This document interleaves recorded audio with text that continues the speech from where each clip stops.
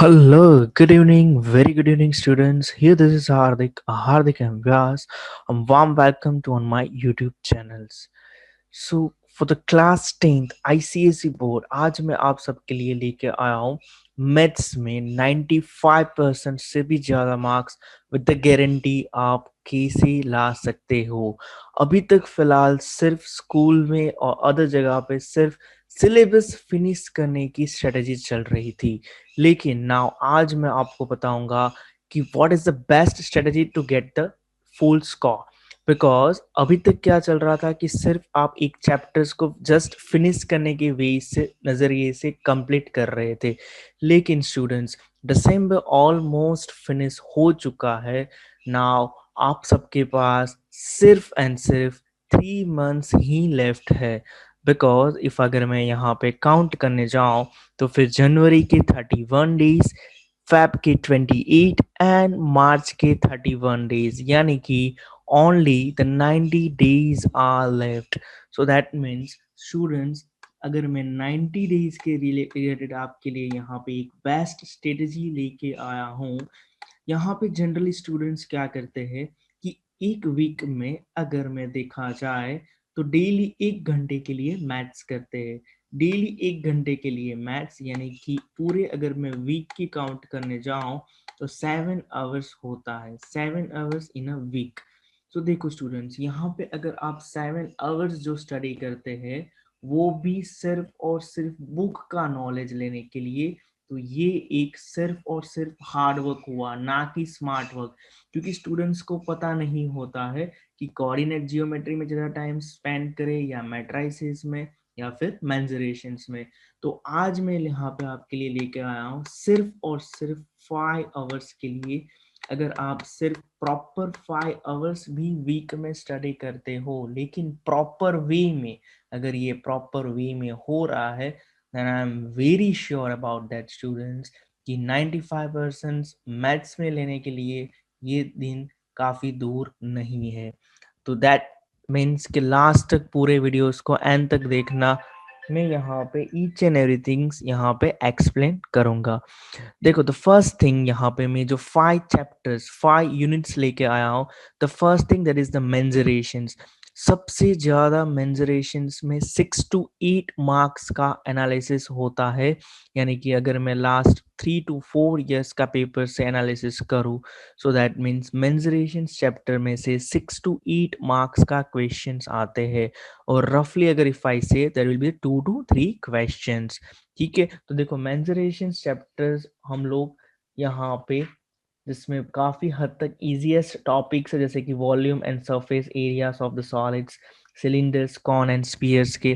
तो सिर्फ और सिर्फ एक बेसिक सी फॉर्मूला से लेके मेंसुरेशंस को आप पूरा अच्छे से सॉल्व कर सकते हो। The second unit that is the coordinate geometry. Each and every time अगर मैं एनालिसिस पे देखूं तो 8 to 10 मार्क्स का कॉन्सेप्ट कोऑर्डिनेट जियोमेट्री से बनता है। सो दैट मीन्स यहाँ से भी 2 से 3 क्वेश्चन पकड़ के चल सकते हैं। The third things that is a very very important and मेरे पॉइंट ऑफ व्यू से very easiest one, that is the statistics. क्योंकि स्टैटिस्टिक्स में यहाँ पे आप देखा जाए तो mean, median and mode type के क्वेश्चंस होते हैं। सो 8 to 10 मार्क्स के स्टैटिस्टिक्स के बनते हैं, जिसमें से 2 क्वेश्चंस फॉर डैम श्योर होता है और एक क्वेश्चन जो आपको सेक्शन बी में दिखने को मिलेगा जो होगा 6 मार्क्स का ग्राफ के बेस पे। तो यहाँ पे एक क्वेश्चन 6 मार्क का स्टेटिस्टिक्स से हर एक एग्जाम में देखने को मिल सकता है। तो fourth point that is a trigonometry. Trigonometry में यहाँ पे मैंने हाइट एंड डिस्टेंस को भी इंक्लूड कर दिया है। सो ट्रिग्नोमेट्री में से भी 8 to 10 मार्क्स का पेपर का वेटेज बनता है, जिसमें से 2 से 3 क्वेश्चन होते हैं और एक क्वेश्चन होता है हाइट एंड डिस्टेंस से। ज़्यादातर ट्रिग्नोमेट्री के क्वेश्चंस प्रूफ करने के लिए ही यहाँ पे होते हैं। The fifth one that is comes from the circle. Circle से भी 6 to 8 मार्क्स का वेटेज निकल रहा है, जिसमें से 2 से 3 क्वेश्चन बन सकते हैं। और यहाँ पे मैंने टेंजेंट और कोड को भी इंक्लूड कर दिया है। 2 से 3 क्वेश्चन में एक क्वेश्चन फॉर श्योर टेंजेंट और कॉर्ड से रिलेटेड होगा। ठीक है, सो यहाँ पे देखा जाए तो अगर मैं टोटल रफली भी काउंट करूँ, सो 40 to 45 मार्क्स। देखो, ये जो 40 है मेरे मिनिमम है, 45 मैक्सिमम है। यानी कि सिर्फ और सिर्फ अगर ये 5 यूनिट्स भी स्टूडेंट्स करते हैं तो यहाँ से भी उनको 45 मार्क्स अपने पॉकेट में ऐड कर सकते हैं। तो देखो स्टूडेंट्स, ये 5 यूनिट्स है, यहाँ पे जो मार्क्स है वो मिनिमम और मैक्सिमम की बेस पे, यानी कि 5 से ट्रिग्नोमेट्री में 8 to 10 मार्क्स, यानी कि 8 फॉर मिनिमम, 10 यानी कि मैक्सिमम 10 मार्क्स का क्वेश्चन एनालिसिस से मैंने यहाँ पे ऐड किया हुआ है। नाउ बात करते हैं the remaining rest of the chapters की। तो देखो ये भी मैंने एक प्रॉपर असेंडिंग वेज में अरेंज किया हुआ है कि जहाँ पे आपको वेटेज यहाँ से पता चल जाएगा कि सबसे पहले आपको रेस्ट ऑफ द चैप्टर्स में मैट्राइसिस कंप्लीट करना है, क्योंकि मैंने देखा हुआ है कि मैट्राइसिस में सबसे ज़्यादा नंबर ऑफ क्वेश्चन बनते हैं if I compare to this 11 topic. So matrices में यहाँ पे 6 to 7 मार्क्स का यहाँ पे मैंने वेटेज ऐड किया हुआ है, जिसमें एक क्वेश्चन सेक्शन ए में होता है और एक क्वेश्चन सेक्शन बी में होता है। अगर मैं लास्ट 2-3 साल के पेपर के कंपेयर करूँ तो जो सेक्शन ए में जो होता है क्वेश्चन मैट्राइसिस से वो काफ़ी हद तक इजी होता है, बट द सेक्शन बी में थोड़ा सा लिटिल बिट यहाँ पे ट्रिकी देखने को मिल रहा है। The second one that is a ratio and the proportions, जिसमें भी 6 to 7 मार्क्स का वेटेज है, जिसमें से भी 2 क्वेश्चंस बन रहे हैं। The third one that is an arithmetic progressions. Arithmetic progression अभी फिलहाल लास्ट 2 साल से ही ये चैप्टर्स ऐड किया हुआ है। सो अगर मैं लास्ट 2 साल का पेपर उठा के चलूँ तो उसमें भी 6 to 7 मार्क्स का वेटेज पकड़ के चल सकते हैं, जो 2 क्वेश्चन से बनते हैं। दैट मीन्स या तो फिर दोनों 3-3 मार्क के क्वेश्चन होंगे या फिर एक 3 मार्क का एक 4 मार्क का क्वेश्चन हो सकता है। The fourth one that is a very easiest one that is the remainder and the factor theorem। यहाँ पे each and every time 2 question generally exam में मैं यहाँ पे देख रहा हूँ। अगर मैं लास्ट 4 ईयर के पेपर के बात करूँ, एवरी एग्जाम में रिमाइंडर एंड फैक्टर थ्योरम के 2 क्वेश्चन होते ही है। Fifth one that is a quadratic equation, जिसका भी वेटेज 6 to 8 मार्क्स का हो रहा है। ये 3+4 को पैटर्न को फॉलो कर रहे हैं, यानी कि एक 3 मार्क का क्वेश्चन एक 4 मार्क का क्वेश्चन। तो हर बार एक ये पैटर्न क्वाड्रेटिक इक्वेशन से चल रही है। Next one that is talking about the linear inequations. Linear inequation भी सेम वेटेज 3 to 4 मार्क्स सिर्फ यहाँ से बन रहे हैं, यानी कि सिर्फ एक ही क्वेश्चन लीनियर इनइक्वेशन से बन रहा है, ठीक है।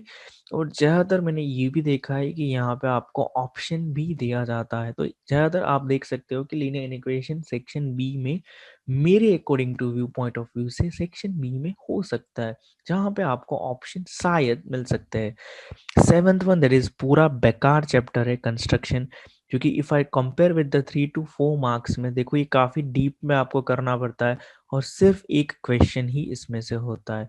तो अगर मैं प्रीवियस आपको कंपेयर करूँ 5 टॉपिक्स में जिसमें 45 मार्क्स आप वहीं से कवर कर सकते हो, तो उसके कंपेयर में कंस्ट्रक्शन थोड़ा सा मोर डीप में आपको जाना पड़ेगा, क्योंकि स्केल्स एंड सब कुछ आपको प्रॉपर वेज में यहाँ पे यूज़ करना होगा। तो मेरे पॉइंट ऑफ व्यू से मैं इसको सबसे लास्ट में रख रहा हूँ, that the reason behind this, ये मेरे पॉइंट ऑफ व्यू से बेकार चैप्टर है। 8th चैप्टर है सिमिलैरिटीज। सिमिलैरिटी चैप्टर्स भी आप लोग क्लास 8 से पढ़ते आए हो, यहाँ पे भी सिर्फ इसका वेटेज 3 to 4 मार्क्स का है और एक क्वेश्चन यहाँ से बनता है। सिमिलैरिटी बेस पे मैंने यहाँ पे टेंजेंट के साथ के जो ऊपर के चैप्टर्स है और इवन री रिड्यूस सिलेबस अकॉर्डिंग में बेस में चलूँ तो इसमें से बहुत कुछ इस बार कट हो चुका है, ठीक है। तो यहाँ पे सिर्फ बेसिक जो है सिमिलैरिटीज ऑफ ट्राइंगल वही आपको सिर्फ यहाँ पे ऐड हो सकता है, क्योंकि इस साल के लिए स्टूडेंट्स को काफ़ी बेनिफिट है री रिड्यूस सिलेबस का। The next one talking about the GST. GST भी अभी जस्ट लास्ट 2 साल से ही ऐड हुआ है, तो ये भी एक न्यू पैटर्न के बेस पे जा सकते हैं। तो यहाँ पे मैं 4 मार्क्स का एक क्वेश्चन मैंने ऐड किया हुआ है, जो मैंने लास्ट 2 साल के पेपर में एज अ देखा हुआ है। The next one that is recurring deposits, जिसमें भी 3 से 4 मार्क्स का यहाँ पे वेटेज है, जो एक क्वेश्चन के बनता है। तो दैट मीन्स वो क्वेश्चन आइदर 3 मार्क्स में या तो फिर 4 मार्क्स में हो सकता है। And the last one that is the probability. So probability की मैं बात करूं तो प्रोबेबिलिटी हर एक एग्जाम में कुछ न्यू डिफरेंट लुक से आया हुआ है, न्यू पैटर्न के साथ आया हुआ है। तो यहाँ पे भी एक मैट्राइसिस जैसी पैटर्न हो रही है कि एक क्वेश्चन प्रोबेबिलिटी से काफ़ी ईजिएस्ट वन है और एक थोड़ा-सा ट्रिक के साथ पूछा जाता है। सो दैट मीन्स यहाँ पे भी 2 क्वेश्चंस है और इसका भी वेटेज 4 टू 6 मार्क का है। So students, I am very surely says it कि फर्स्ट 5 जो टॉपिक थे उसमें से 40 टू 45 मार्क्स के आपका वेटेज बन रहा है। And the rest of the papers जो है जिसमें से 35 से लेके 40 के बीच में हो रहा है, तो देखो यहाँ पे मिनिमम और मैक्सिमम मार्क्स है। ये सिर्फ एक डेमो मैंने एनालिसिस किया हुआ है प्रीवियस पेपर को एजम्पशन से एनालिसिस से अच्छे से देखने के बाद। सो यहाँ से आपको सिर्फ एक सीखना है कि सबसे पहले आप अपनी एक वीकनेस फाइंड करो कि कौन सी चैप्टर्स में अभी तक आपका फंडा प्रॉपर क्लियर नहीं है। अगर वो चैप्टर में से ज़्यादा वेटेज है तो सबसे पहले स्टूडेंट्स वो कंप्लीट करने की ट्राई करो, क्योंकि वो आप स्किप नहीं कर सकते। ठीक है, आई होप कि ये वीडियोस आपको काफ़ी अच्छा लगा होगा। सो thank you so much for joining with us. Thank you.